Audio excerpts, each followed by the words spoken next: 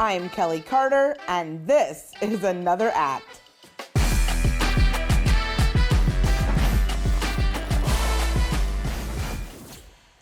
Bashir, welcome to the show. All right, so look, you don't need to hear this from me, but you're out here creating content for the culture. You guys, Sherman Showcase, Southside, they're both very different, but they both really contribute to the culture. Walk me through how we got here with this. Well, that's a really good question. I think it is one of those things where for years we had this tremendous passion, myself and of course the algorithm who I work with very closely, to kind of have our own voice and have our own say. And for years we felt like we were slowly but surely working for other people, which was great and educational, and it was really cool. And we really learned really at sort of the table of some really great talented people like, you know, Lorne Michaels and Jimmy Fallon and David Allen Greer and many others. You know, and there was always this desire for us to do our own thing because that's how we started. We started with our own sketch comedy show. We had a little sketch comedy troupe called Cleo's Apartment years ago that had such people in it as Robin Thede and you know, Wyatt Cenac and Neff Spencer and Nika King and all these really great folks. But then once we actually got paid to work, you know, most of the time it was working for other people. And I think it was sort of a blessing because it just helped us develop ourselves. And then we took out our own projects that had varying degrees of success, but ultimately, you know, never went the distance. And I think our frustration grew, but also our passion grew. And I think we kind of retooled and refocused on saying, well, let's just put all our energy into stuff that we know what it is and we know how it's supposed to be, and we're going to do our best to get it on. And I feel like after years and years of sort of like really pushing hard and doing everything we can, there was a sort of odd breakthrough where both of our shows, and this is in an environment where, you know, you have to, when we first came out of Late Night Jimmy Fallon, right? So we've been talking to Lauren, he's like, I think you guys ready to do a show. We wanted to do a show. We put all of our eggs in doing one show basket. We're gonna do one show, we're gonna put all our energy into it. It really matters to us to get this on the air. We cut out everything from our lives. We didn't really make any money, but we really focused. And 4 years into that, we didn't have anything on the air. And so I do think that part of it was like, well, we still want to make stuff. We're still passionate about it. We still want to do things, but we do have to expand a little bit and maybe do a couple things we like versus just putting all our energy into one. And so our assumption was that, you know, we'll put our energy into these two shows. One of them might go, they definitely won't both go. That's never going to happen. But at least we'll be working on something we love, and we aren't going to be putting all our eggs into one basket. And it just so happened that the universe was like, had different plans, and both shows went. You know, I have this photograph I took years ago of me standing on Sunset Boulevard. Was that? Yeah, on Sunset. And to my right is the poster for Southside, and to my left is the poster for Sherman Showcase. And I had my mom come with me, and I said, this is never going to happen again in my life. I can't believe it just timed out that both shows have posters up. So it really does, I think, represent, you know, I would say decades and decades of education and hard work and struggle, and also passion, and also, you know, watching talented people and learning from them and figuring out how to make ourselves people who could compete, right? And who could be people who put out content that actually gets watched, but also staying true to our comedy roots and staying true to what's really important to us, which is being hard funny and not, you know, because I think in earlier iterations of our work, there were definitely moments where we tried to like appease what we felt like the market wanted. So, you know, the market wants comedies that have moments in them where people cry and stuff. Let's make sure we have some of that in here. And it didn't work, and we weren't being true to ourselves. And so again, it just so happened that finally being true to ourselves and also working really hard and putting all our energy into things that we just really wanted, it actually somehow by hook or crook all came to a head. And then, you know, as I've often said in past interviews, you know, as most parents, we're just really happy and blessed to have a healthy child. It turns out we had twins. And so, you know, the twins are doing good. And I just literally walked out of an edit for Southside season 3.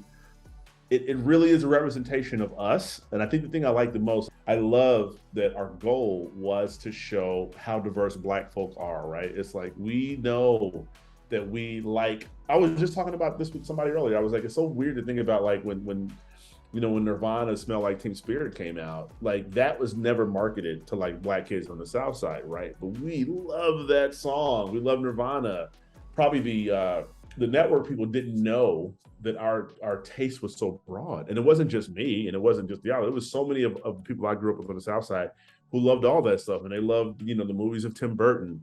And they love, Saturday Night Live, and they love Nirvana and Pearl Jam and all these things. And of course, we also still love the hell out of Tribe Called Quest and NWA and all that. We loved all of it. It literally, we didn't feel any need to like limit ourselves in what we liked. If it was good, we liked it. And so for our show, Southside and for Sherman's, you do see that. You see that those influences and that very broad array of everything from science fiction to old westerns is represented in the work. And it's because that's the stuff we like, because we feel like we represent a more honest, holistic picture of all the folks, and specifically the Black folks that we came up with, our friends and our families. And, there were kids at my school on the South Side of Chicago who all played Dungeons and Dragons and what have you. But these aren't things you would typically see in marketing associated with Black kids. And so for us, it's so humbling and also satisfying that to some small degree, we get to show like-minded folks that, hey, we like the same stuff you do and we're having fun with all of it, but also people who don't know, hey,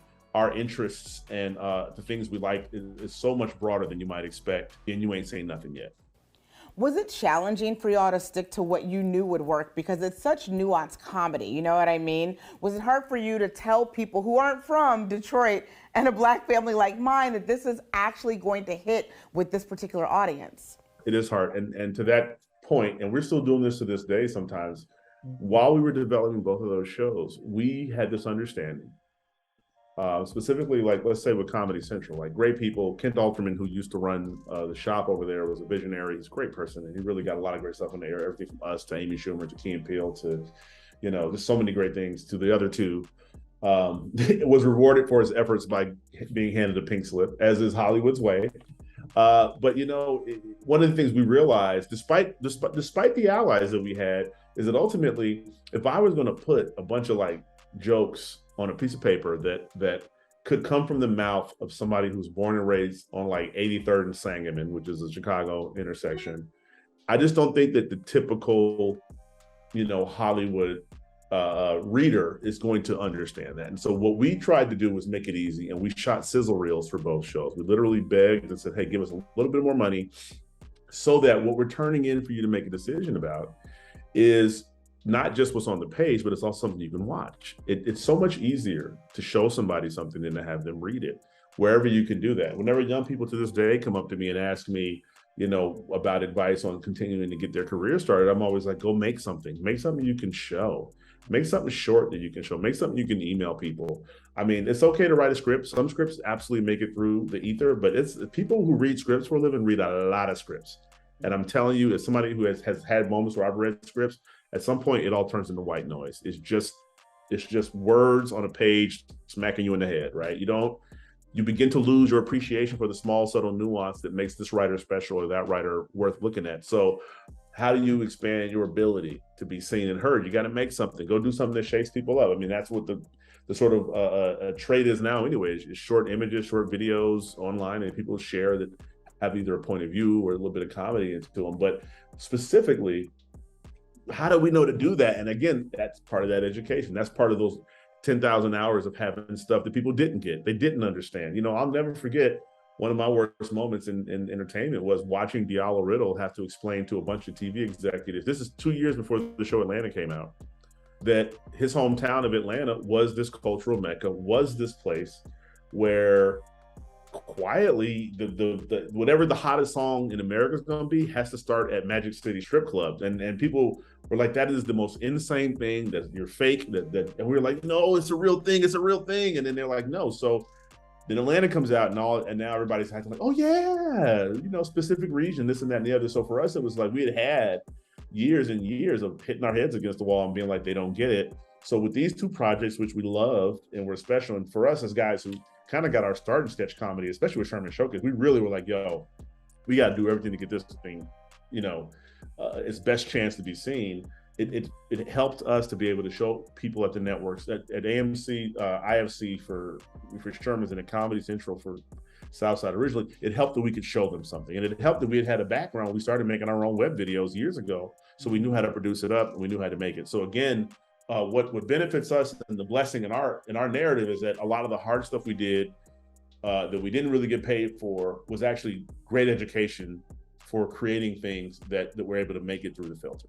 Yeah. And it is a unique story. It is, I always tell people, everybody's path and journey is going to be different. No two are alike. But I think ours was so weird and crazy, but ultimately it did kind of add up to us, now where we are proudly showing work that I'm really proud to say that wherever I've traveled so far, somebody's come up to me and liked one of those two shows. And that has really made and there is no type of person. So it doesn't matter what race or age. Like, I've had everybody come up to me and be like, yo, I'm feeling Sherman's. I had a guy, we were at Lollapalooza. This old white dude came up and said, man, Sherman Showcase. He said, I've seen every sketch like 10 times. And I was like, wow. And then there's another time when I was at CBS and this Latino couple told me, they were like, yo, Southside got us through the pandemic.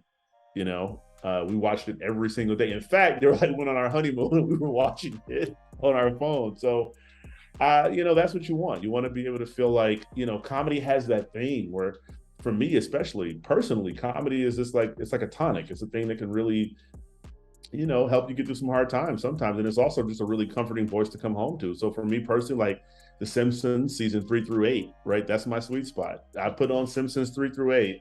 I'm good. My mind is at peace. I'm watching stuff I love. I'm watching writers who I think really greatly evolved TV comedy. They don't really get credit for that, but it was, all those people from like Al Jean, to Conan O'Brien, to, obviously Matt Groening and all those folks, but they just really evolved it. And so for us, it's a very high bar, and we want to do the same thing. We want to have our shows be things that help evolve, but more than anything, just be really, really funny. I think it's hard to be funny. I think funny is actually way harder than being serious.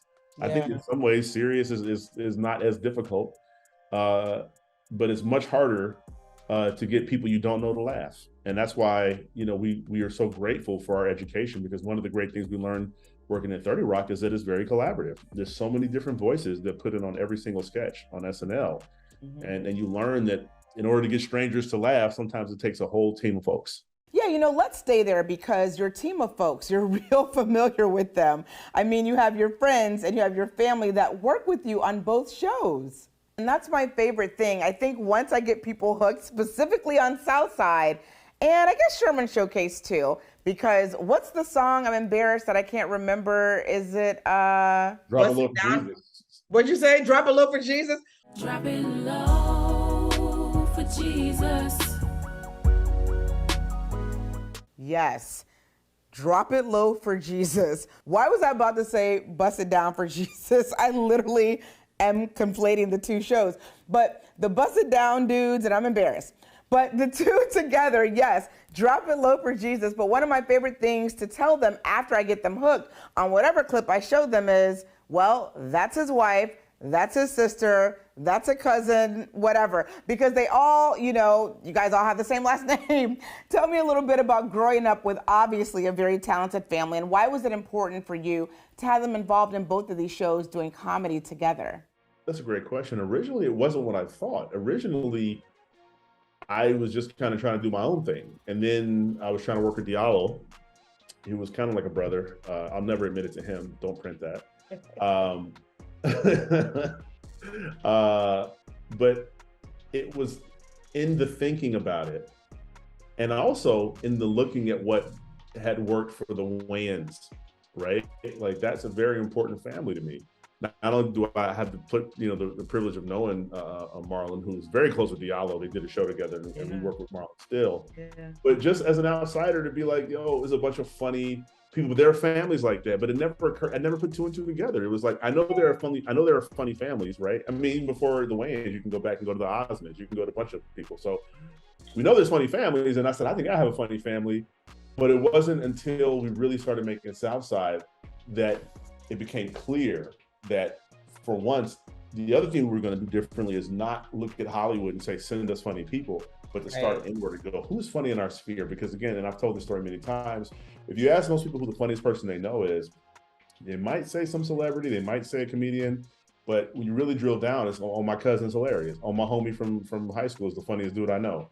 I have an auntie who is so funny, she can make people, she made a whole, busload of people start laughing. So then we look around and go, well, these people are all around us. And also, the other thing was the fact that when we made the sizzle reel, those were the people we wanted to make it with, and it was almost like a double proof of concept, because it was like proving to the network that we had a real show here that was going to be really funny, but then also proving to ourselves that the team we want to make it with are those same friends and family, who were so special to us. But I would also say, we start there and we got a lot of love there, but we also really we try to be a meritocracy. We really, in our auditions, like, we always go in with an idea about kind of sort of who we think is going to get the part. And then somebody comes in. I'll give you an example of that. Rashawn Scott, who plays Goodnight's wife on Southside, who plays Kitty Goodnight.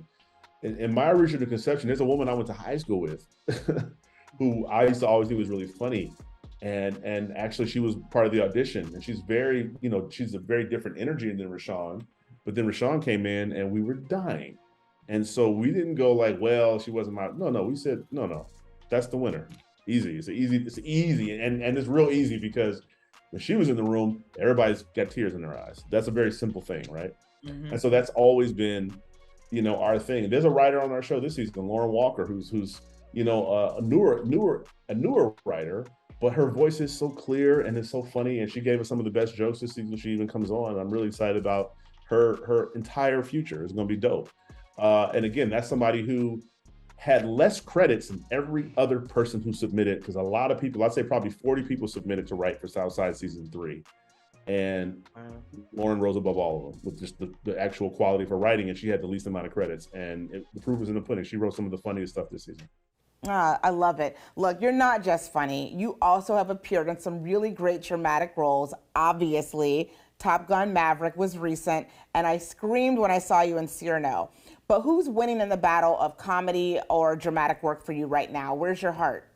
That's a really good question. It's interesting. I think with regard to comedy, it's very apples and oranges for me, because with comedy, it's a lot more, in some ways, it's differently collaborative, and I have to sort of bring more tools to the table.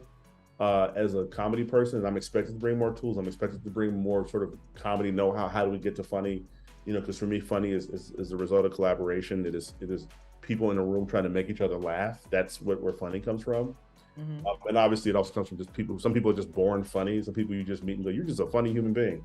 But for drama, it's in some ways quite different. Then in some ways, one has to strip down and remove any preconceptions or anything that one brings, and really seek to find the truth and heart in the character, and to be honest about what you need to do to make that character authentic.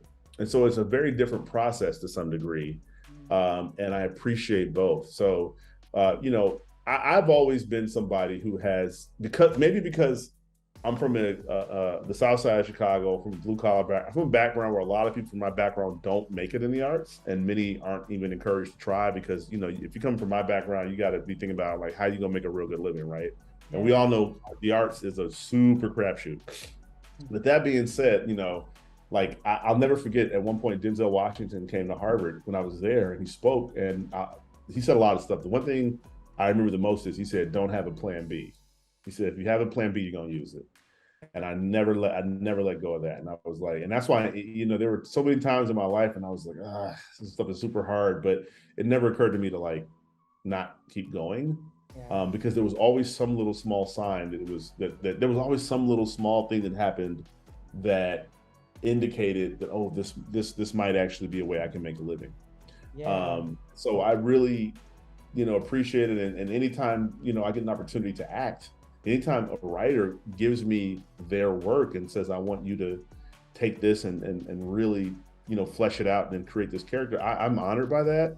And I take it very seriously. It's one of the things that, to his credit, we talked to Tom Cruise about. He was like, we're so lucky to get to do this. Like, come on, who gets to do this? This is our day job. And like, we gotta treat this like it's special, because this ain't gotta be happening. We're doing something else. So you got to treat it like this. You got blessed, and you got to cherish it. You really do. Yeah, speaking of Tom Cruise, I read that he saw a couple of episodes of South Side. How much did you have to explain to him? Or was he like, I get the edgy jokes. I get it. Well, first off, he got all the jokes. He loved it. But I've told this story before, but quite briefly, we were on set talking about Chicago, and I was telling about my show, and then he's like, "Oh, I want to see it."